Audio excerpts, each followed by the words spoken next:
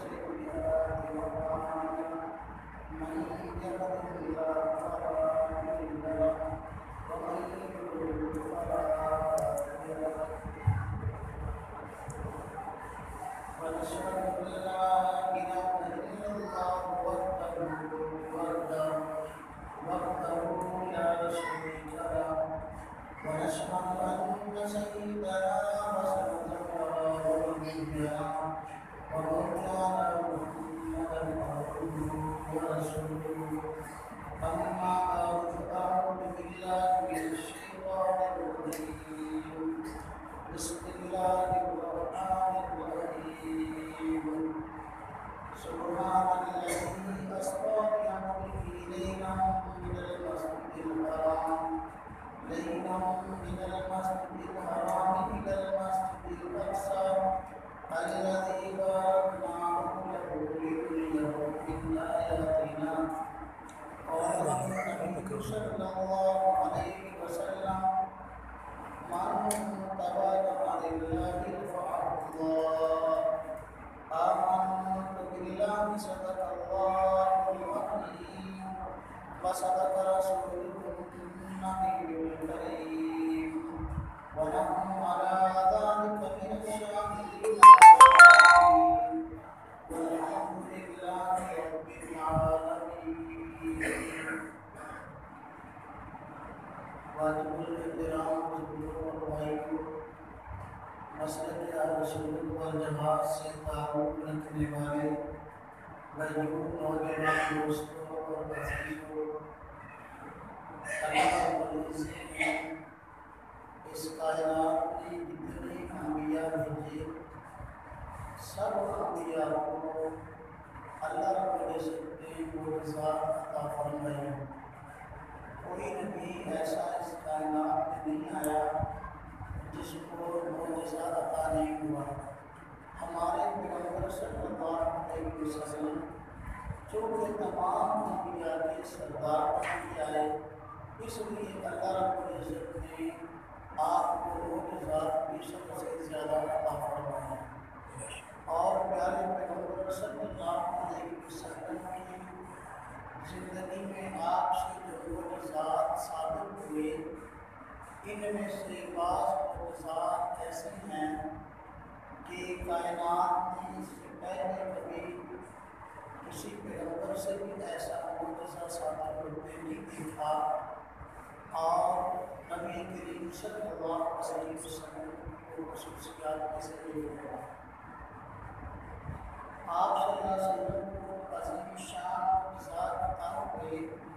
ان میں بھی ایک عظیم شان معجزہ معراج والا ہے. معراج نبی کریم صلی اللہ علیہ وسلم کو رجب کے مہینہ میں بھی ہے، اور یہ مہینہ بھی رجب کا ہے. اس لیے آپ حضرات کے علاقے میں آنا ہوا. رجب کا مہینہ ہے. میں نے مناسب سمجھا کہ معراج کی مناسبت سے آپ صلی اللہ علیہ وسلم کے فضائل اور مناقب اور اس کے متعلق کچھ باتیں آپ حضرات کی خدمت میں پیش کروں، تاکہ آپ حضرات کو معراج کے معجزے اور معراج کی تفصیلات کو سمجھنے میں آسانی ہو. پہلی بات یہ ہے کہ نبی کریم صلی اللہ علیہ وسلم کو معراج والا معجزہ عطا کیوں ہوا. آپ حضرات کو علم ہے کہ بارہا آپ حضرات کے علاقہ میں بیان کے لیے آ چکا ہوں. میں عام طور پر بیان میں وہ باتیں ذکر کرتا ہوں جو خطیب حضرات اپنے بیان میں عام طور پر نہیں کرتے، تاکہ وہ باتیں جو عام ہم نے نہیں سنی اور ان کا جاننا ضروری ہے. میری کوشش ہوتی ہے ان باتوں کو ذکر کیا ہے. تو معراج والا نبی کریم صلی اللہ علیہ وسلم کو معجزہ عطا ہوا. اس میں بہت ساری باتیں ایسی ہیں مسلم لکھی کہ میں آپ کو ان باتوں کی کچھ وضاحت پیش کروں. پہلی بات یہ کہ اللہ کے نبی صلی اللہ علیہ وسلم کو یہ معراج والا معجزہ عطا کیوں ہوا. اس کی وجہ یہ ہے کہ جب پیارے پیغمبر صلی اللہ علیہ وسلم نے اس کائنات میں لوگوں کو اللہ کے دین کی طرف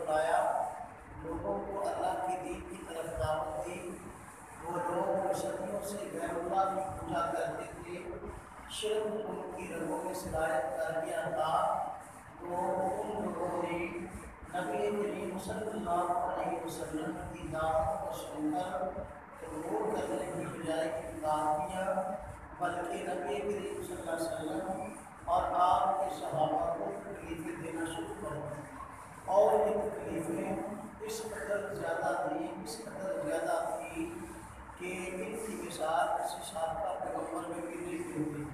آپ نے یہ بات علماء سے سن رکھی ہے، جب پیارے پیغمبر صلی اللہ علیہ وسلم نے لوگوں کو اللہ کے دین کی طرف بلایا تو کسی نے آپ کے راستے کے کانٹے بچھائے، کسی نے آپ کے اوپر اونٹ کی اونٹنیاں ڈالی، کسی نے آپ کو پتھر مارے، اس کی وجہ سے اللہ کے نبی صلی اللہ علیہ وسلم کو پریشانی ہوئی، اور تبھی برابر نبی کریم صلی اللہ علیہ وسلم کو غم لاحق ہوا۔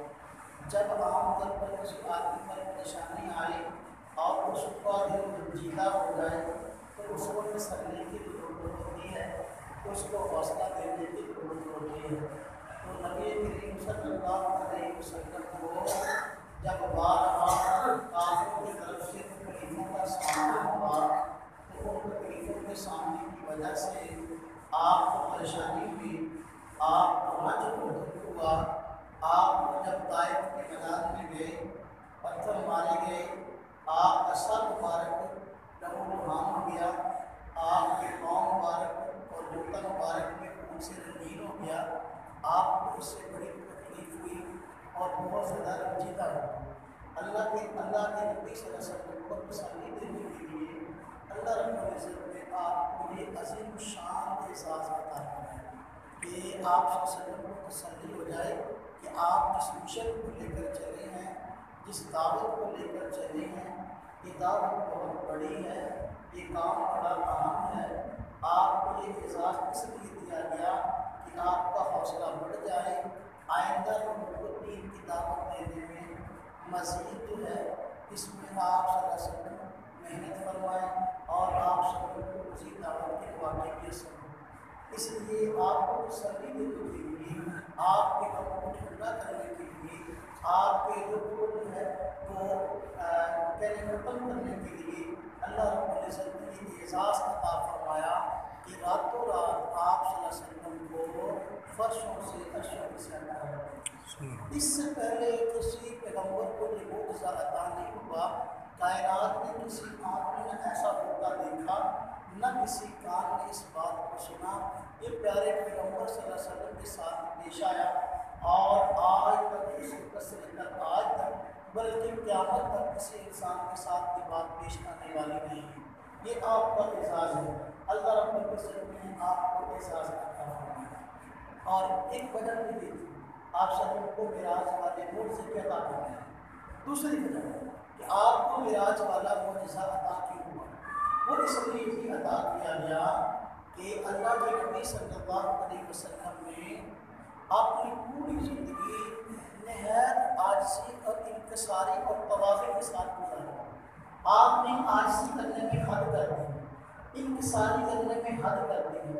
حالانکہ دیکھیں کائنات میں اللہ رب العزت کی ذات کے بعد اگر کسی ذات کا مقام اور مرتبہ ہے تو وہ پیارے پیغمبر صلی اللہ علیہ وسلم کی ذات ہے۔ سب انبیاء سے زیادہ شان، سب انبیاء سے زیادہ مقام آپ کو عطا کیا گیا۔ جس ذات کا مرتبہ اس قدر اونچا ہو لیکن وہ بلند مرتبے کے ہونے کے باوجود اپنے آپ کو چھوٹا ظاہر کرے اور عاجزی کا اظہار کرے، تو نبی کریم صلی اللہ علیہ وسلم نے خود فرمایا یہ اللہ کا قانون ہے، من تواضع للہ رفعہ اللہ، جو اللہ کی خاطر عاجزی اختیار کرتا ہے اللہ اس کو بلندیاں عطا کرتا ہے، اللہ اس کو بلندیاں عطا کرتا ہے۔ باوجود بلند شان ہونے کے پیارے پیغمبر صلی اللہ علیہ وسلم نے عاجزی اختیار کی، انکساری اختیار کی، ایک عام انسان کی طرح لوگوں کے ساتھ گھل مل کر زندگی گزاری۔ یہ عاجزی کی انتہا تھی، اس لیے اللہ رب العزت نے آپ کو بلندیاں عطا کی اور یہ عظیم الشان معجزہ معراج والا آپ کو عطا کیا۔ اچھا یہ تو وجہ ہو گئی آپ کو معراج والا معجزہ عطا کیوں ہوا۔ اب اگلی بات، معراج والا معجزہ جو پیارے پیغمبر صلی اللہ علیہ وسلم کو عطا ہوا اس کی تفسیر علماء یوں بیان کرتے ہیں کہ اللہ کے نبی صلی اللہ علیہ وسلم حضرت ام ہانی رضی اللہ عنہ کے گھر میں تشریف فرما تھے۔ حضرت جبریل آئے، آپ کو جگایا، جگانے کے بعد آپ کو بیت اللہ لے گئے۔ بیت اللہ میں نبی کریم صلی اللہ علیہ وسلم جب گئے، وہاں آپ کو دوبارہ پھر نیند آ گئی۔ پھر حضرت جبریل نے آپ کو جگایا اور ایک عظیم الشان سواری جس کو براق کہتے ہیں، اس سواری کو لایا گیا اور اس پر آپ کو سوار کرایا گیا۔ پھر مسجد حرام سے لے کر مسجد اقصیٰ، بیت المقدس، ملک شام کی طرف آپ کو لے جایا گیا۔ اب دیکھیں یہ عظیم الشان وہ سب آپ کو عطا ہوا، لیکن یہاں ایک بات تھوڑی سی سمجھ لیں۔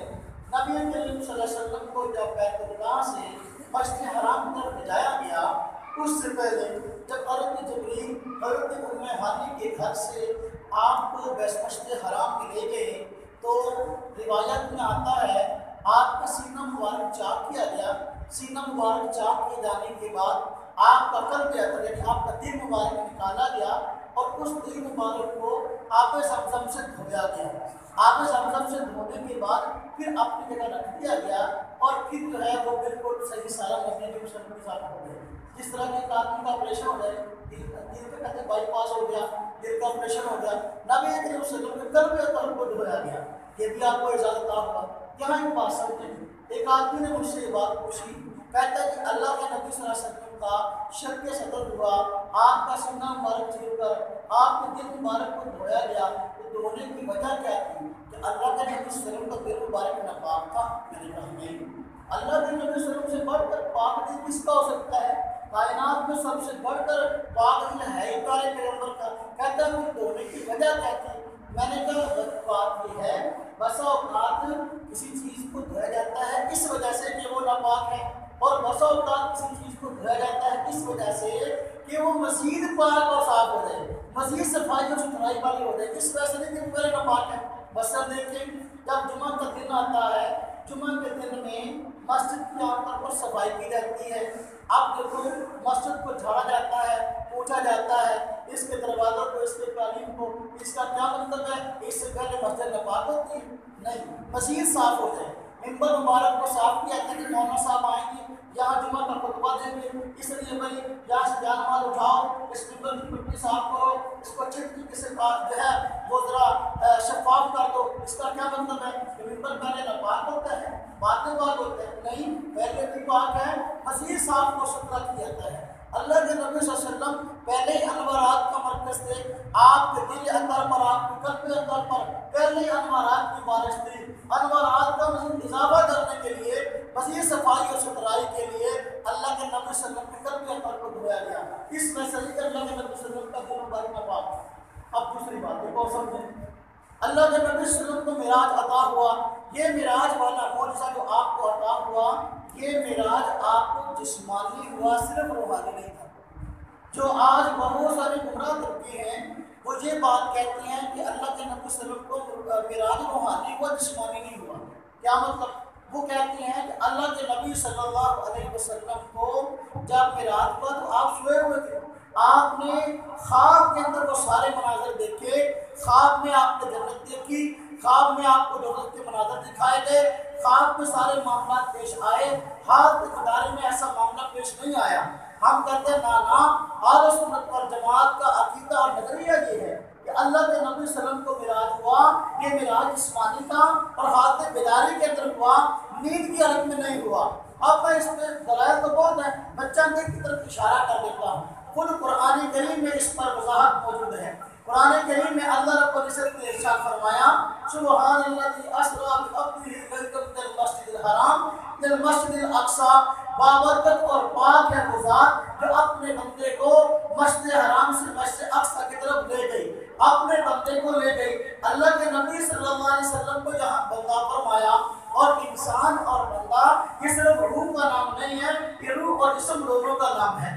اس لیے جو معراج ہوا وہ اللہ کے نبی صلی اللہ علیہ وسلم کے جسم مبارک کو بھی ہوا، روح مبارک کو بھی ہوا، صرف روح مبارک کو نہیں ہوا۔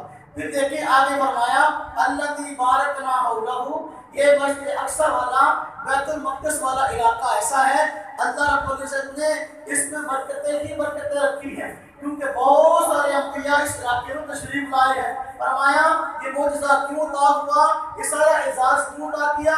لنریہم من آیاتنا. آپ اب اللہ رب العزت کی قدرت کی نشانیوں کو دیکھیں، اللہ رب العزت کے عجائبات کو دیکھیں. چنانچہ جب آپ معراج پہ گئے آپ نے عجیب و غریب چیزیں دیکھی. اب ان چیزوں کا تعلق انسان کی آنکھ سے، لنریہم من آیاتنا، دیکھنے کا تعلق انسان کی آنکھ سے ہے، اور آنکھ انسان کے جسم پہ ہے. اس سے معلوم ہوا کہ یہ معراج والا معجزہ جسمانی تھا، یہ روحانی نہیں تھا. اس میں ایک واضح دلیل آخری پیش کروں کہ اللہ کے نبی صلی اللہ علیہ وسلم نے جب یہ لوگوں کو بتایا، شروع کے وقت واپس آئے اور آ کر کہا کہ دیکھو اللہ رب العزت نے راتوں رات ملک کو مسجد حرام سے مسجد اقصی تک کی سیر کرائی، اور پھر مسجد اقصی سے آسمانوں کی سیر کرائی گئی. اللہ رب العزت سے ملاقات ہوئی تو کافروں نے اس کو عجیب سمجھا اور اعتراضات کرنے شروع کر دیے اور کہا یہ کیسے ہو سکتا ہے کہ ایک آدمی راتوں رات یہاں سے ملک کے شام پہنچ جائے، ملک کے شام سے آسمانوں تک پہنچ جائے؟ ایسا ہو ہی نہیں سکتا. اس لیے محمد صلی اللہ علیہ وسلم جو ہے جو بات کہتے ہیں یہ ماننے پہ آتی نہیں ہے. یہ اعتراض کیوں ہوا؟ اس لیے کہ جسم عام طور پر اس طرح جا نہیں سکتا، وگرنہ سویر میں خواب کے اندر راتوں رات آدمی عام آدمی کہیں کا سفر کر لیتا ہے. آپ نے دیکھا بس اوقات آپ یہاں لیٹے ہوئے اپنے گھر کے اندر آپ خواب دیکھتے ہیں، آپ مکہ میں سیر کر رہے ہیں. آپ یہاں لیٹے ہوئے ہیں، آپ خواب دیکھ رہے ہیں آپ نبی کریم صلی اللہ علیہ وسلم کے روزے کے پاس مدینہ میں موجود ہیں. دیکھو عام آدمی سویر ہوا بھی راتوں رات مدینہ پہنچ جاتا ہے، آدمی سویر ہوا بھی خواب کے اندر مکہ پہنچ جاتا ہے، خواب کے اندر اپنے کسی عزیز و رشتہ دار کو بہت دور رہتا ہے ملنے کے لیے راتوں رات چلا جاتا ہے. خواب میں دور چلا جانا یہ کوئی عجیب بات ہے نہیں، اس پہ اعتراض ہو نہیں سکتا. کافروں کو جو اعتراض ہوا وہ ہوا اس لیے کہ اللہ کے نبی صلی اللہ علیہ وسلم نے یہ فرمایا حالت بیداری کے اندر اللہ رب العزت نے مجھ کو مسجد حرام سے مسجد اقصی تک بلایا، پھر مسجد اقصی سے آسمانوں کی سیر کرائی. یہ ان کو عجیب لگا، اس لیے اعتراض کیا، اس لیے پراپگنڈا کیا کہ محمد آج تک تو کہتے تھے اللہ کی وحی اللہ کا کلام مجھ پر اترتا ہے، اب کہتے ہیں یہاں سے لے کر مسجد اقصی تک اور پھر آسمانوں تک کی راتوں رات سیر کر آیا ہوں. یہ کیسے ہو سکتا ہے؟ ابو جہل آیا، ابو بکر صدیق کو روکا، رستے میں آ رہے تھے اور فرمایا اے عبداللہ تو کیا کہتا ہے؟ ابو بکر صدیق کا نام عبداللہ تھا. عبداللہ تو کیا کہتا ہے؟ اگر کوئی آدمی یہ کہے کہ راتوں رات میں یہاں سے ملک شام چلا گیا اور ملک شام سے آسمانوں پر چلا گیا اور وہاں کی سیر کر کے آ گیا، اللہ سے ملاقات کر کے آ گیا ہوں، تو کیا کوئی آدمی اگر یہ کہہ دے تو یہ ایسا ہو سکتا ہے؟ ابو بکر صدیق نے پوچھا تو کہا یہ تو بتاؤ یہ کہتا کون ہے، یہ تو بتاؤ یہ کہتا کون ہے؟ ابو جہل نے اکڑ کر کہا وہی تمہارا دوست جو کہتا ہے اللہ نے مجھ پہ وحی نازل کی، وہی کہتا ہے راتوں رات گیا ہوں مسجد اقصی کی سیر کر کے آ گیا، اللہ سے ملاقات کر کے آیا ہوں. ابو بکر صدیق نے فرمایا اگر وہ کہتے ہیں تو ایسا ہوا. سبحان اللہ. اگر وہ کہتے ہیں تو ایسا ہوا ہے. اس لیے صدیق ابو بکر صدیق بن کے سچ بولنے والے، تصدیق کرنے والے اللہ کے نبی صلی اللہ علیہ وسلم کو سب سے پہلے ابو بکر صدیق نے کی. تو اب دیکھیں اس کافروں نے پروپیگنڈا کیا، اس بات کو عجیب سمجھا. اس بات کا واضح ثبوت ہے کہ یہ معراج جسمانی تعمال خواب کے اندر بات ایسی نہیں ہے، مگر نہ پروپیگنڈا کی ضرورت نہیں. اور بہت سارے لوگ آج متجددین عقیدہ کو استعمال کرنے والے بھی کہتے ہیں کہ ایسا ہو نہیں سکتا، کیسے ہو سکتا ہے آسمانوں پہ جائے، کیسے ہو سکتا ہے ملک شام پہ. ہم کہتے ہیں جدید ترقی یافتہ دور کے اندر یہ سوال بڑا ضرور نظر آتا ہے. ہوائی جہاز انسان کی بنائی چیز ہے، دیکھو اس پہ بیٹھے آدمی لمحات کے اندر کہیں نہ کہیں پہنچ جاتا ہے، کبھی کسی ملک پر کبھی کسی ملک پہ. جب ایسے ترقی یافتہ دور میں اشیاء وجود میں آ گئی، کوئی چاند پہ پہنچ گیا، کوئی مریخ پہ پہنچ گیا، انسان کے بنائے ہوئے اوزار اور مشینوں کے ذریعے پل بھر کے اندر انسان جو ہے دوسرے ممالک کو پہنچ جاتا ہے. ان اللہ علی کل شیء قدیر. اللہ رب العزت کی ذات و عاجز پر قادر ہے. اللہ رب العزت اپنے محبوب کو ایسی صلاحیت عطا نہیں کر سکتے کہ راتوں رات یہاں سے مسجد اقصی اور پھر آسمانوں کی سیر کر کے کر سکتے. بات سمجھ؟ اچھا اب اگلی بات سمجھیں. اللہ کے پیارے پیغمبر صلی اللہ علیہ وسلم کو معراج ہوئی ہے. ہم کہتے ہیں یہاں سے مسجد حرام سے اللہ کے پیارے پیغمبر صلی اللہ علیہ وسلم جو ہیں وہ مسجد حرام تک گئے، مسجد حرام سے پھر آسمانوں کی سیر کی ہے. تو یہاں ایک بات سمجھیں، بس اوقات آدمی کو اشکال ہوتا ہے کہ اللہ کے نبی صلی اللہ علیہ وسلم کو رات رات یہاں سے مسجد اقصی کی اور پھر جو ہے وہ سیر ہوئی ہے آسمانوں کی۔ بہت سے لوگ اعتراض جو اللہ کے نبی صلی اللہ علیہ وسلم کے فرمان کو، حدیث کو، سنت کو نہیں مانتے یا معجزات کو نہیں مانتے، وہ اعتراض کرتے ہیں۔ مثلا دیکھیں، وہ یہ بات کہتے ہیں کہ دیکھو معراج کی رات تم کہتے ہو احادیث میں آیا ہے اللہ کے نبی صلی اللہ علیہ وسلم مسجد حرام سے مسجد اقصی گئے ہیں، مسجد اقصی سے آسمانوں پہ گئے ہیں۔ حدیث میں اللہ کے نبی صلی اللہ علیہ وسلم جو ہے جب مسجد حرام سے چلے ہیں، اب جب چلے تو فرماتے ہیں خود نمل کے شام میں ایک سور کیلے کے پاس سے گزرا، موسیٰ علیہ السلام کی قبر تھی اور آپ اس پر نماز پڑھ رہے تھے۔ یہ حدیث میں آتا ہے کہ موسیٰ علیہ السلام نے یہاں ملاقات کی ہے۔ اب اگلی بات پھر فرماتے ہیں کہ میں مسجد اقصی میں گیا، وہاں انبیاء سب کو جمع کیا گیا، میں نے وہاں ان کو نماز پڑھائی ہے، وہاں سب انبیاء تھے، موسیٰ علیہ السلام وہاں بھی تھے۔ پھر اللہ کے نبی فرماتے ہیں میں آسمانوں پہ گیا، جب آسمانوں کی سیر شروع کی، پہلے آسمان پہ، دوسرے پہ، تیسرے پہ مختلف انبیاء سے ملاقات ہوئی، چھٹے آسمان پہ موسیٰ علیہ السلام پہ وہاں ملاقات ہوئی۔ اب موسیٰ علیہ السلام قبر میں بھی ہیں، موسیٰ علیہ السلام مسجد اقصی میں بھی نماز پڑھ رہے ہیں اور آسمانوں بھی موجود ہیں۔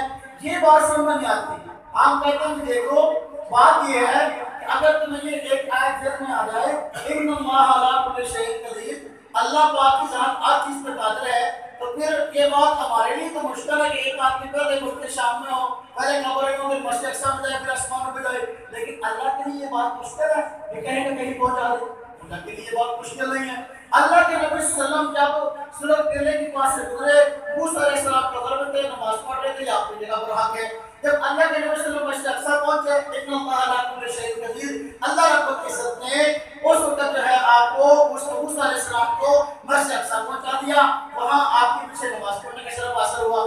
جب اللہ کے نبی صلی اللہ علیہ وسلم جو ہے وہ آسمان کی سیر کر رہے ہیں، موسیٰ علیہ السلام کو مسجد اقصی سے وہاں چھٹے آسمان پہ پہنچا دیا گیا، نبی صلی اللہ علیہ وسلم کے احساس کے لیے کہ وہاں نبی صلی اللہ علیہ وسلم کے استقبال کی وجہ موسیٰ علیہ السلام سے ملاقات ہو رہی ہے۔ تو یہ تو سب نبی کریم صلی اللہ علیہ وسلم کے اعزاز کی بات ہے۔ اور نبی کریم صلی اللہ علیہ وسلم جب سورۃ کیلے کے پاس سے مسجد اقصی اور آسمانوں پہ جا سکتے ہیں، تو موسیٰ علیہ السلام کیوں نہیں جا سکتے؟ جب یہ بات ہے تو پورے اعتراض والے کو بات نہیں ہے۔ اچھا ایک بات دوسری یہ بھی آتا ہے روایات کے اندر، ایک اور مسئلہ بتاؤں، مسائل سمجھ معراج کے عمل کا مسائل بہت ساری ہیں۔ تو اللہ کے نبی صلی اللہ علیہ وسلم جب مسجد حرام سے چلے گئے، حضرت جبریل نے آپ کو سوال کیا، سواری پر سوال ہوئے، تو اللہ کے نبی صلی اللہ علیہ وسلم نے جواب اتارا کیا؟ حضرت جبریل نے فرمایا اے اللہ کے نبی صلی اللہ علیہ وسلم آپ یہاں اتریے، یہ جگہ ہے یثرب، سے بات مدینہ، آپ رسول مدینہ کہتے ہیں، یہ یثرب مدینہ جگہ ہے جہاں آپ ہجرت کر کے آئیں گے، جہاں اتریے اور 2 رکعت نماز نفل پڑھ لیجیے۔ اللہ کے نبی صلی اللہ علیہ وسلم اترے اور 2 رکعت نماز نفل پڑھ لی۔ اللہ کے نبی صلی اللہ علیہ وسلم کو آگے بھی مختلف جگہ پر اس طرح اتارا گیا۔ اللہ کے نبی صلی اللہ علیہ وسلم کو بیت لحم جگہ ہے جہاں عیسیٰ علیہ السلام کی پیدائش کی جگہ ہے، فرمایا کہ وہاں کی جب سواری وہاں پہنچی، حضرت جبریل نے فرمایا کہ اللہ کے نبی صلی اللہ علیہ وسلم جہاں اتریے 2 رکعت نماز نفل پڑھ لیجیے۔ نبی صلی اللہ علیہ وسلم پوچھا بھی وجہ، فرمایا کہ عیسیٰ علیہ السلام کا پیدائش کا مقام ہے، جو ان کا پیدائشی شہر ہے، جہاں اتری وہاں پر جگہ نفل پڑھ لیجیے۔ آپ سے وہاں بھی اترے، وہاں بھی 2 رکعت نماز نفل پڑھ لیجیے۔ پھر جو ہے مسجد اقصی میں گئے، وہاں بھی جو ہے اور انبیاء کو 2 رکعت نماز نفل پڑھاتی ہے۔ اب یہ ساری باتیں یہ دیکھیں اللہ کے نبی صلی اللہ علیہ وسلم سفر سے چلے، سفر آپ کا شروع ہوا مسجد حرام سے، ختم ہوا اللہ کے نبی صلی اللہ علیہ وسلم سے ملاقات ہوئی، واپسی پر پھر وہی دوبارہ ختم ہوا۔ وقت بہت کم تھا، وقت بہت کم تھا، سفر بہت لمبا تھا۔ اب جب ایسی بات ہو، لمبے سفر پہ انسان جائے، وقت بھی کم ہو، تو عام طور پر نماز مختصر سے مختصر پڑھ جاتی ہے۔ تو حضرت جبریل نے آپ کو فرمایا جہاں اتریے 2 رکعت نماز نفل پڑھ لیجیے، جہاں اتریے 2 رکعت نماز نفل پڑھ لیجیے۔ انبیاء کو 2 رکعت نماز نفل پڑھاتی ہے۔ وقت تھوڑا تھا، سفر لمبا تھا، چھوٹی سے چھوٹی نماز پڑھنے کا حکم دیا گیا، تو آپ نے 2 رکعت نماز پڑھی ہے۔ یہ اس بات کا واضح ثبوت ہے کہ 2 رکعت سے کم نماز ہوتی نہیں، 2 رکعت سے کم نماز یہ 1 رکعت پڑھ لینے کی بات ہی کرنا۔ اب اگر 1 رکعت نماز کا ثبوت ہوتا، سفر لمبا تھا، وقت مختصر تھا، اللہ کے نبی صلی اللہ علیہ وسلم کہیں ٹھہر کر 2 رکعتیں نہ پڑھتے، جلدی تھی تو 1 رکعت پڑھ کے آگے چلتے رہتے۔ معلوم ہوا 2 رکعت سے کم نماز ہے ہی نہیں، 2 رکعت سے کم نماز نہیں تھی، اس لیے آپ نے اس لمبے سفر میں جہاں بھی ٹھہرے ہیں نفل نماز پڑھ کے 2 رکعتیں پڑھی۔ بات سمجھ آئی؟ ایک یہ مسئلہ حل ہوا۔ اگلا مسئلہ، اللہ کے نبی صلی اللہ علیہ وسلم معراج کی رات گئے، اللہ کے نبی صلی اللہ علیہ وسلم نے مسجد اقصی میں لوگوں کو امامت کروائی ہے۔ تو امامت کروائی، یہ امامت کیوں کروائی ہے؟ یہ کیا بات ہے؟ اللہ رب العزت نے پیارے پیغمبر صلی اللہ علیہ وسلم کو جہاں اور بہت سارے اعزاز عطا کیے، تو یہاں ایک اعزاز یہ عطا کیا کہ سب انبیاء کا امام آپ کو بنانا قدر تھا اور آپ کو یہ شان عطا کرنی تھی، اس لیے سب انبیاء نے آپ کے پیچھے نماز پڑھی ہے۔ آپ سب انبیاء آپ کے مقتدی تھے اور آپ سب کے امام تھے۔ اور قرآن کریم میں اللہ رب العزت نے انبیاء سے عہد لیا ہے کہ جب تم نبی آخر زمان کا زمانہ پاؤ تو اگر ان پہ مشکل ہوگا تو ان کی مدد کرنا اور ان پر ایمان لانا، ان پر ایمان بھی لانا اور ان پر مشکل ہوگا تو ان کی مدد بھی کرنا۔ اور محدثین اور مفسرین فرماتے ہیں اس آیت پر عمل جو ہے ایک حصے پر عمل عیسیٰ علیہ السلام کے دور میں ہوگا اس آیت کے، اور دوسرے حصے پر عمل معراج کی رات میں ہے۔ نبی کریم صلی اللہ علیہ وسلم آپ پر سب سے مشکل ہوگا دجال کا خروج ہے۔ آپ صلی اللہ علیہ وسلم اپنی زندگی میں دجال کے فتنے سے پناہ مانگ کرتے تھے، ہر نماز میں دجال کی فتنے سے پناہ چاہتے تھے، چنانچہ یہ مشکل ترین گھڑی ہے۔ آپ صلی اللہ علیہ وسلم اپنی امت کے بارے میں بھی بڑے پریشان تھے، اسی سب سے مشکل گھڑی ہے۔ عیسیٰ علیہ السلام کو اللہ رب نے ستارہ رکھا، قیامت کے قریب جو ہے عیسیٰ علیہ السلام آئیں گے اور دجال کو قتل کریں گے۔ یہ اللہ کے نبی صلی اللہ علیہ وسلم کی مدد ہے، آپ کے ساتھ تعاون ہے، آپ کی طرف سے خود دوسرے انبیاء کے نائب بن کر اللہ کے نبی صلی اللہ علیہ وسلم کی مدد کریں گے۔ یہ وعدہ سننا پر عمل ہے، اور تو مننا پر سب انبیاء پیارے پیغمبر صلی اللہ علیہ وسلم پر ایمان لائے۔ یہ معراج کی رات مسجد اقصی میں ہوا، سب انبیاء نے آپ کے پیچھے نماز پڑھی، آپ کی اتباع میں نماز پڑھی، تو آپ بھی شریعت کے مطابق پڑھی۔ اب یہ تو مننا پر عمل ہے، سب انبیاء آپ پر ایمان لائے۔ اب دیکھیں تو یہ آپ امام الانبیاء کہلائے، یہ رسول النبی رسول اللہ آپ پر ایمان لائے اور آپ کے پیچھے نماز پڑھی۔ یہاں ایک مسئلہ اور سمجھ لیں کہ اللہ کے نبی صلی اللہ علیہ وسلم نماز پڑھائی، انبیاء نے پیچھے نماز پڑھی ہے۔ اب جو آج بحث چلتی ہے امام کے پیچھے فاتحہ نہ پڑھو تو نماز نہیں ہوتی، ہم کہتے ہیں یہاں معراج کی رات والا مسئلہ سمجھ لیں۔ اللہ کے نبی نے نماز پڑھائی ہے، پیچھے انبیاء نے نماز پڑھی ہے۔ آپ نماز کے امام ہیں، انبیاء پیچھے نماز پڑھنے والے ہیں، اور سورہ فاتحہ قرآن کہتا ہے اللہ کے نبی صلی اللہ علیہ وسلم کو عطا ہوئی ہے، آپ کے علاوہ کسی اور کو عطا نہیں ہوئی۔ قرآن کہتا ہے، خود اللہ پاک نے فرمایا کہ وَلَقَدْ آتَيْنَاكَ سَبْعًا مِنَ الْمَثَانِي وَالْقُرْآنِ الْعَظِيمِ، کہ یہ 7 بار پر پڑھی جانے والی آیتیں اور یہ قرآن عظیم ہم نے آپ کو عطا کیا ہے۔ یہ سورہ فاتحہ کا مطلب کہا گیا۔ تو اب یہ سورہ فاتحہ آپ کو عطا ہوئی، باقی انبیاء کو عطا نہ ہوئی۔ اب نماز پڑھا رہا ہے وہ امام جس کو سورہ فاتحہ ملی ہے، پیچھے نماز پڑھ رہا ہے وہ امام جو تورات والا جس کو تورات ملی ہے، پیچھے نماز پڑھ رہا ہے وہ مقتدی کہ جس کو انجیل ملی ہے، پیچھے نماز پڑھ رہا ہے وہ مقتدی جس کو جو ہے زبور ملی ہے، پیچھے نماز پڑھ رہا ہے وہ مقتدی جس کو صحیفے ملے ہیں۔ تو اب امام وہ شخصیت ہے جس کو قرآن ملا اور جس کو فاتحہ ملی ہے، مقتدی وہ جو ہے وہ موجود ہیں لوگ انبیاء جن کو تورات، زبور، انجیل اور صحیفے ملے ہیں۔ جب باقی انبیاء کو فاتحہ ملی نہیں ہے انہوں نے پڑھی بھی نہیں ہے، اللہ کے نبی صلی اللہ علیہ وسلم کو ملی ہے، آپ نے پڑھ لی ہے۔ اب آپ نے نماز پڑھائی، آپ امام تھے، باقی انبیاء آپ کے مقتدی تھے، آپ نے فاتحہ پڑھ لی، آپ کو عطا ہوئی ہے، باقی انبیاء کو عطا نہیں، انہوں نے پڑھی کیسے ہے؟ اس لیے ہم کہتے ہیں آپ کو فاتحہ عطا ہوئی، آپ صلی اللہ علیہ وسلم نے فاتحہ پڑھ لی، مقتدیوں کو عطا نہیں ہوئی، ہم دوسرے انبیاء کو نہیں پڑھی، آپ کا فاتحہ پڑھنا سب کی طرف سے کافی ہو گیا۔ اس لیے جب آپ نے فاتحہ پڑھ لی باقی انبیاء کی بھی ادا ہو گئی۔ اگر امام کے پیچھے فاتحہ پڑھو تو نماز نہیں ہوتی، تو معراج کی رات باقی نبی ہوئے تو اللہ کے نبی کے پیچھے فاتحہ نہیں پڑھی۔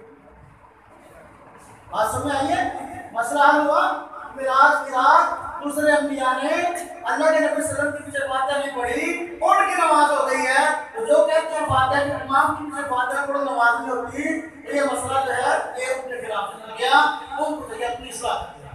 اسی طرح جو ہے اب ایک اور مسئلہ میں آپ سے پوچھتا ہوں، اتنے حضرات بیٹھتے ہیں، بہت ساری لوگوں کی بات آج کل جو ہے نا یہ کہتے ہیں مولویوں کو بیان سننے کا کیا فائدہ ہے، ہم تو ٹی وی لگا کر بھی سن سکتے ہیں، ہم تو یہاں بھی سن سکتے ہیں اور وہاں بھی سن سکتے ہیں۔ میں آپ سے پوچھتا ہوں، اتنے لوگ بیٹھے ہیں، مجھے کوئی جواب دیں۔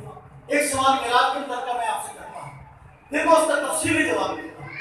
کیا کہ روایت میں آتا ہے، سب نے سنا ہے، خدا امان کی روایت ہے اور احادیث کے برحق ہیں اللہ کے نبی صلی اللہ علیہ وسلم معراج کی رات گئے، آپ کو جنت کے نظارے بھی دکھائے گئے، آپ نے جنت کو بھی دیکھا، آپ کو دوزخ کے بھی جو ہے وہ مناظر دکھائے گئے، آپ نے دوزخیوں کے حالات دیکھے، حضرت جبریل آپ کو دوزخیوں کے مختلف طبقوں کے پاس لے کر گئے، کہیں بتایا کہ یہ سود خور ہے ان کو عذاب ہو رہا ہے، کہیں کہا کہ یہ چغلی کرنے والے لوگ ہیں ان کو عذاب ہو رہا ہے، کہیں فرمایا کہ یہ لوگ جھوٹ بولتے ہیں ان کو عذاب ہو رہا ہے، کہیں فرمایا یہ بدکاری کرنے والے لوگ ہیں ان کو عذاب ہو رہا ہے۔ اب مختلف طبقات والے توجہ کیجیے گا، مختلف طبقات والے لوگوں کو عذاب ہو رہا تھا، اللہ کے نبی صلی اللہ علیہ وسلم نے دیکھا ہے، اور پھر جبریل سے پوچھا یہ کون ہے، انہوں نے بتایا ہے کہ یہ سود خور ہے، حضرت جبریل نے بتایا ہے کہ یہ لوگ جو ہے چغلی کرنے والے ہیں، حضرت جبریل نے بتایا ہے کہ یہ لوگ جو ہیں بدکاری کرنے والے ہیں۔ اب میں آپ سے پوچھتا ہوں، میرا آپ سب کو سوال ہے، آپ یہ بات بتائیں کہ بھائی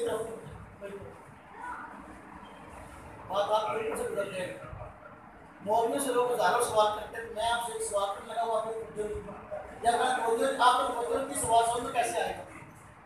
اللہ کے نبی صلی اللہ علیہ وسلم نے معراج کی رات دوزخ کے مناظر دیکھے، دوزخیوں کو دیکھا، سود خوروں کو عذاب ہو رہا ہے، چغل خوروں کو عذاب ہو رہا ہے، بدکاری کرنے والوں کو عذاب ہو رہا ہے، ان سب کو عذاب ہو رہا ہے۔ تو اب میں آپ سے پوچھتا ہوں، بتاؤ دوزخ جو ہے وہ آسمانوں پر ہے یا زمین کے نیچے ہے؟ دوزخ کہاں ہے؟ زمین کے نیچے۔ دوزخ کہاں ہے؟ زمین۔ دوزخ ساتوں زمینوں کے نیچے ہے، جنت کہاں ہے؟ آسمانوں میں۔ اللہ کے نبی صلی اللہ علیہ وسلم آسمانوں میں معراج میں گئے، وہاں پر آپ نے دیکھا ہے سود خوروں کو عذاب ہو رہا ہے، چغل خوروں کو عذاب ہو رہا ہے، بدکاری کرنے والوں کو عذاب ہو رہا ہے، دوزخ جو ہے ساتوں زمینوں کے نیچے۔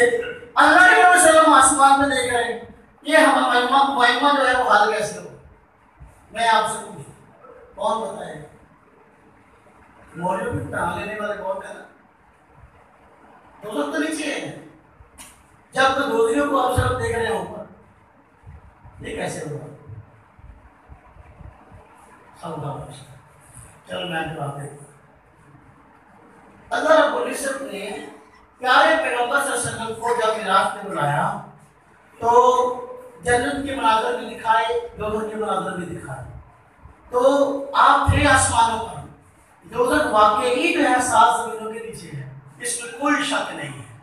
اور جب آپ کو دکھایا گیا کہ سود خوروں کو عذاب ہو رہا ہے، چغل خوروں کو عذاب ہو رہا ہے، بدکار لوگوں کو عذاب ہو رہا ہے، جھوٹ بولنے والوں کو عذاب ہو رہا ہے، تو وہ لوگ تھے ساتوں آسمانوں کے نیچے زمین پر ہی، زمین کی تہ میں، لیکن آسمان پر آپ کو دکھایا گیا اس طرح کہ درمیان کے سارے پردے جو ہے وہ ختم کر دیے گئے، پردے ہٹا دیے گئے، تو وہ آپ سلم جو ہے دیکھ رہے تھے نیچے دوزخیوں کو کہ یہ سود خور ہیں ان کو عذاب ہو رہا ہے، یہ چغل خور ہیں ان کو عذاب ہو رہا ہے، اور یہ جھوٹ بولنے والے ان کو عذاب ہو رہے ہیں، یہ بدکاری کرنے والے ان کو عذاب ہو رہا ہے۔ تھے آپ آسمانوں پر، پردے سارے ہٹا دیے گئے، وہ اپنی جگہ موجود تھے، لوگ زمین کی تہ کے اندر دوزخی لوگ، آپ آسمانوں میں تھے، نظارہ آپ کو آسمان سے کرایا گیا، پردے سارے کے سارے ہٹا دیے گئے، اس طرح آپ نے دوزخیوں کو عذاب ہوتا دیکھا۔ مسئلہ حل ہوا؟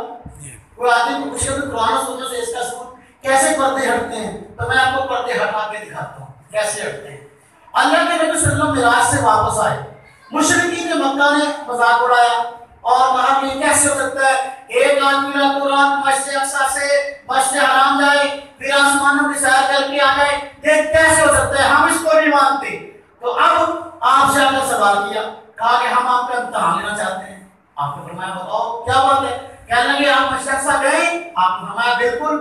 آپ نے انبیاء کو نماز پڑھائی ہے؟ آپ نے فرمایا بالکل۔ کہنے لگے اچھا اگر آپ مسجد اقصیٰ گئے تو پھر یہ بات سچ ہوگی اور آپ کو پتا ہوگا کہ مسجد اقصیٰ کی کھڑکیاں کتنی ہیں، مسجد اقصیٰ کے دروازے کتنے ہیں، اس کے پلر اور ستون کتنے ہیں، بتاؤ مسجد اقصیٰ کے دروازے کتنے ہیں، اس کی کھڑکیاں کتنی ہیں، اس کے پلر اور ستون کتنے ہیں۔ اب آپ مجھے بتائیں ایک آدمی جہاں پہلے کبھی گیا نہ ہو، ایک مرتبہ اس کا جانا ہوا ہو اور بہت صاحب اللہ کی پیارے پہلے کبھی گئے نہیں مسجد اقصیٰ میں، اس وقت گئے ہیں اور سارے انبیاء وہاں جمع ہیں آپ کے اعزاز کے لیے، آپ انبیاء وہاں سارے موجود ہیں، ان سے ملاقات کر رہے تھے، وہاں کے دروازے اور کھڑکیاں گر رہے تھے، وہاں کھڑکیاں اور دروازے گرنے کے لیے تو نہیں گئے، اس لیے وہاں مقصد ہے اس بات سے۔ لیکن کافروں نے سوال کیا، نبی کریم صلی اللہ علیہ وسلم نے جواب دینا تھا اور یہ جواب دینا بنتا تھا تاکہ کافر باہر اگر بہانہ نہ بنائے کہ ایک تو یہ کہتے ہیں کہ میں وہاں گیا ہوں تو بتا نہیں سکے مسجد اقصیٰ کی کھڑکیاں کتنی ہیں اور دروازے کتنے ہیں. اب میں اس مسجد میں شہر کی چوتھی مرتبہ آیا ہوں, اب تک مجھے یاد نہیں کسی کھڑکی اور دروازے کتنے ہیں. ہاں جی, تو اللہ رب العزت نے نبی صلی اللہ علیہ وسلم کے سامنے مسجد اقصیٰ کو کر دیا, سارے پردے ہٹا دیے, مکہ سے لے کر ملک شام تک سارے پردے ہٹا دیے, مسجد اقصیٰ آپ کے سامنے کر دی گئی. آپ وسلم دیکھتے گئے اور بتاتے گئے, فرمایا مشرق کی جانب کتنی کھڑکیاں اور اتنے دروازے, مغرب کی جانب کتنی کھڑکیاں اتنے دروازے, مشرق کی جانب کتنی کھڑکیاں اتنے دروازے, جنوب کی جانب کتنی کھڑکیاں اتنے دروازے, اور یہ ساری تفصیل آپ نے بتا دی. مشرقین مکہ ہے بات سمجھ آئی. یہ پردے ہیں. اسی طرح پردے کیسے ہٹتے ہیں؟ جب ملک حبشہ کا بادشاہ فوت ہوا, ملک حبشہ کا بادشاہ نجاشی سے بولتے ہیں, وہ فوت ہوا, وہ ایمان لے آیا تھا اللہ کے پیارے پیغمبر صلی اللہ علیہ وسلم کو, اور آپ کو اس نے آپ پر ایمان بھی لائے اور آپ کو سپورٹ بھی کی. اب وہ فوت ہو گیا, وہ مومن تھا, اس کا کسی کو پتہ نہیں تھا کہ مسلمان ہے, فوت ہو گیا, اس کے جنازے کا مسئلہ سامنے آیا. تو اللہ رب العزت نے وحی کے ذریعے آپ کو اطلاع کی کہ آج تمہارا بھائی نجاشی فوت ہو گیا, اس کی جنازہ پڑھو. چنانچہ آپ نے صحابہ کرام کو بتایا کہ تمہارا بھائی نجاشی فوت ہو گیا, اس کی نماز ادا پڑھو. چنانچہ اللہ کے نبی صلی اللہ علیہ وسلم نے نماز جنازہ پڑھائی نجاشی کی. نجاشی کہاں تھا؟ حبشہ میں. ملک حبشہ میں. ایک اور مسئلہ حل ہوگا اگر بات کو ادھر سنیں. ملک حبشہ میں موجود تھا, اللہ کے نبی صلی اللہ علیہ وسلم جو ہے وہ مدینہ میں موجود تھے. اب مدینہ میں نجاشی کا جنازہ پڑھا رہے ہیں, جبکہ جنازے کے صحیح ہونے کے لیے شرط ہے کہ جس کا جنازہ پڑھایا جا رہا ہے اس کی میت سامنے ہو. اگر میت سامنے موجود نہیں ہے, غائبانہ جنازہ نہیں ہوتا. یہ بات نہیں سمجھے نا. صحابہ کرام نے جنازہ پڑھا, اللہ کے نبی نے نجاشی کا جنازہ پڑھایا. اب پڑھنے والے کہتے ہیں صحابہ جب ہم جنازہ پڑھ رہے تھے میت جو ہے وہ ہمارے سامنے کر دی گئی, ملک حبشہ تک سارے کے سارے پردے جو ہے وہ ہٹا دیے. نجاشی کی میت سامنے نظر آ رہی تھی, اللہ کے نبی صلی اللہ علیہ وسلم جنازہ پڑھا دیا اور ہم نے پڑھ لی. بات سمجھ آئی ہے؟ اس طرح پردے ہٹتے ہیں. جو کہتے ہیں غائبانہ نماز جنازہ ہے, نجاشی کا جنازہ غائبانہ نہیں, وہ حاضر نہ تھا, پردے سارے کے سارے ہٹا دیے گئے تھے. سمجھ آئی پردے کیسے ہٹے؟ ایک اور مثال دیتا ہوں, آپ انشاءاللہ بیان سنیں گے نا آپ کو مسائل سمجھ میں آئیں گے. ہم کوئی لوگوں کو ہنسانے کے لیے یا نعرے لگوانے کے لیے نہیں, ہم مسائل سمجھانے کے لیے کہتے ہیں. ہم آئیں, ایک گھنٹہ ہماری گفتگو سنو, اس کے بعد جب آپ گھر جاؤ نا آپ کے دماغ میں یہ بات واقعات یہ مسئلے پہلے مجھے علم نہیں کہ آپ کے سر میں آئے. ایک اور مسئلہ ہے, بہت سارے لوگ مسئلہ بولتے ہیں کہ جب میت کو دفنایا جاتا ہے تو حدیث میں آتے ہیں اس کے پاس وہ فرشتے آتے ہیں, ہاں جی, تو منکر نکیر کو آتے ہیں اور اس سے پوچھتے ہیں ماں ربو کا, ماں نبی کا, ماں دین کا, تیرا رب کون ہے, تیرا نبی کون ہے, تیرا دین کیا ہے. اب وہ اگر مومن ہوتا ہے تو وہ صحیح جواب دیتا ہے, اگر وہ کافر ہے تو وہ جواب صحیح نہیں دیتا, وہ کہتا ہے ہاں ہاں لا میں نہیں جانتا. جب نبی کریم صلی اللہ علیہ وسلم کے متعلق سوال کیا جاتا ہے تو پوچھا جاتا ہے کہ اس شخصیت کے متعلق تمہارا کیا خیال ہے؟ کیا سوال ہوتا ہے؟ اس شخصیت کے متعلق اللہ کے نبی صلی اللہ علیہ وسلم سے لوگ اس بات فہمی مبتلا ہے کہ اللہ کے نبی صلی اللہ علیہ وسلم جو ہے جب سوال جواب ہوتا ہے مختلف آپ قبر میں آتے ہیں. ایسی بات نہیں. پوری دنیا کے اندر ہر وقت کوئی نہ کوئی آدمی کہیں نہ کہیں فوت ہوا ہے اور اس کو دفن کیا جا رہا ہے. اللہ کے نبی صلی اللہ علیہ وسلم اپنے روزہ اطہر میں ہیں. آپ کے روزے کی فضیلت ہے ہی اس لیے کہ اس میں ہمارے پیغمبر صلی اللہ علیہ وسلم جو ہے تشریف فرما ہے. تو جب میت سے سوال کیا جاتا ہے کہ اس شخصیت کے متعلق تمہارا کیا خیال ہے, اللہ کے نبی صلی اللہ علیہ وسلم جو ہے قبر میں نہیں آتے, آپ اپنے روزے میں رہتے ہیں, روزے سے لے کر قبر تک کے سارے پردے ہٹا دیے جاتے ہیں, اللہ کے نبی صلی اللہ علیہ وسلم کی شخصیت سامنے نظر آتی ہے. یہ مجھے لگتا ہے کہ بتاؤ اس شخصیت کے متعلق تمہارا کیا خیال ہے. اور وہ میت اس کو دیکھ لیتی ہے آپ صلی اللہ علیہ وسلم کی ذات کو اور دیکھ کر جواب دیتی ہے کہ میرے پیارے پیغمبر صلی اللہ علیہ وسلم. سبحان اللہ. اس طرح پردے ہٹتے ہیں. بات سمجھ میں آ گئی؟ اللہ کے نبی صلی اللہ علیہ وسلم نے معراج کی رات آسمانوں میں ہوتے ہوئے دوزخ کو کیسے دیکھ لیا, جبکہ دوزخ جو ہے زمین کی تہہ کے اندر کیسے اس کا نظارہ کر لیا. بات سمجھ آ گئی ہے؟ اچھا, معراج کی رات اللہ کے پیارے پیغمبر صلی اللہ علیہ وسلم کو بہت سارے اعزاز عطا ہوئے. اعزازوں میں ایک اعزاز آپ کو یہ بھی عطا کیا گیا, آپ نے اپنے رب سے ملاقات فرمائی ہے اور ملاقات کے ساتھ اللہ رب العزت کی ذات کو دیکھا ہے. اللہ رب العزت کی ذات کو آپ نے دیکھا بھی ہے۔ اگر صرف ہم کلام ہونا ہوتا تو موسیٰ علیہ السلام کو کوہ طور پہ بلا کر ہم کلام کر لیا تھا۔ آسمانوں میں بلائے اس لیے کہ آپ کو اپنا دیدار بھی کرانا تھا۔ بہت سارے لوگ کہتے ہیں دیدار ہو نہیں سکتا، اس آنکھوں سے انسان دیدار کر نہیں سکتا۔ ہم کہتے ہیں وجہ، کہتے ہیں کہ ان آنکھوں میں صلاحیت نہیں ہے۔ ہم کہتے ہیں کہ یہ آنکھ اور ہے، پیغمبر کی آنکھ اور ہے۔ پیغمبر دیکھ سکتا ہے، یہ پیغمبر کی خصوصیات میں سے ہے۔ اور جب جنتی لوگ جنت میں جائیں گے تو اللہ رب العزت عام انسان جو جنتی ہیں ان کی آنکھوں میں بھی یہ صلاحیت پیدا فرما دیں گے جو اللہ رب العزت کی ذات کا دیدار کر سکیں گے۔ اس لیے قرآن نے فرمایا وجوہ یومئذ ناظرہ الی ربہا ناظرہ، بہت سارے چہرے قیامت کے دن اپنے رب کو دیکھ رہے ہوں گے۔ قیامت کے دن جب جنتی جنت میں چلے جائیں گے اب جنتیوں کو اللہ رب العزت کا ہر جگہ کو دیدار ہوا کرے گا۔ حدیث میں آتا ہے نا جی، ہاں جی، اب جس طرح اس وقت جنت میں جنتی لوگ دیدار کریں گے، اللہ کے نبی صلی اللہ علیہ وسلم نے اللہ رب العزت کا دیدار کر لیا معراج کی رات جو ہے۔ اب معراج کی رات اپنی آنکھوں سے دیدار کیا، اور سوال یہ ہے کہ آپ عرش پہ گئے اس وجہ سے کہ دیدار وہاں ہوا، اس وجہ سے کہ اللہ رب العزت کی ذات عرش پہ ہے؟ نہیں، یہ مسئلہ نہیں ہے، اس کو مجھے اللہ رب العزت کی ذات اپنے شان شان ہر جگہ موجود ہے۔ اللہ پاک کی ذات جگہ سے بھی پاک ہے اور اللہ رب العزت کی ذات جسم سے بھی پاک ہے۔ اللہ پاک کو نہ جسم کی ضرورت ہے نہ اللہ پاک کو جگہ کی ضرورت ہے، اس لیے ساری چیزیں جو ہے یہ مخلوق ہیں۔ اللہ پاک کی ذات خالق ہے، خالق کو مخلوق کی ضرورت نہیں ہے۔ عرش کتنا ہی بڑا کیوں نہ ہو، کتنا ہی بڑا کیوں نہ ہو، عرش ہے تو مخلوق نا، اور ہے تو محدود اللہ کی ذات کے مقابلہ میں۔ اللہ پاک کی ذات غیر محدود ہے۔ جب اللہ پاک کی ذات غیر محدود ہے، غیر محدود چیز محدود چیز کے اندر کیسے آ سکتی ہے؟ ایک جگ پانی ایک گلاس میں ڈالنا تھا، آ جائے گا؟ نہیں آئے گا۔ عرش بہت بڑا ہے، لیکن اس میں ایسا کہو کہ اللہ پاک کی ذات عرش پہ رہتی ہے، اللہ پاک کی ذات نہ عرش سے چھوٹی ہے نہ جو ہے وہ اس سے بڑی ہے، بالکل اتنی ہے، یہ بالکل فضول بات ہے۔ اللہ رب العزت کی ذات اپنی شان شان ہر جگہ ہے۔ اس کو ہم اصل بات ہے کہ اللہ پاک کی ذات کو نہ جسم کی ضرورت ہے، اللہ پاک کی ذات کو نہ جگہ کی ضرورت ہے۔ آپ جسم سے بھی پاک ہیں، آپ جگہ سے بھی پاک ہیں، بلکہ آپ نے ہر چیز کا احاطہ کیا ہوا ہے۔ اس کو ہم کہہ دیتے ہیں اللہ پاک کی ذات ہر جگہ ہے۔ پھر تو خود قرآن کریم میں آیا، اللہ رب العزت نے ارشاد فرمایا اینما تولوا فثم وجه اللہ، جدھر بھی منہ کرو اللہ کی ذات موجود ہے۔ اللہ پاک نے ارشاد فرمایا وَهُوَ مَعَكُمْ أَيْنَمَا كُنتُمْ، اللہ پاک کی ذات تمہارے ساتھ ہے تم جدھر بھی ہو۔ اللہ پاک نے فرمایا مَا يَكُونُ مِن نَجْوَىٰ مِن ثَلَاثَةٍ إِلَّا هُوَ رَابِعُهُمْ وَلَا خَمْسَةٍ إِلَّا هُوَ سَادِسُهُمْ، سرگوشی کرنے والے تین سرگوشی نہیں کرتے آپس میں، پھر چوتھی میں اللہ کی ذات ہوتی ہے، چار سرگوشی نہیں کرتے پھر پانچویں اللہ کی ذات ہوتی ہے، اور پانچ سرگوشی نہیں کرتے، سرگوشی کا معنی چپکی چپکی مل کر آپس میں جو ہے کہیں جو ہے وہ پیدا ہو کر باتیں کرتے ہیں، کہتے ہیں خسر۔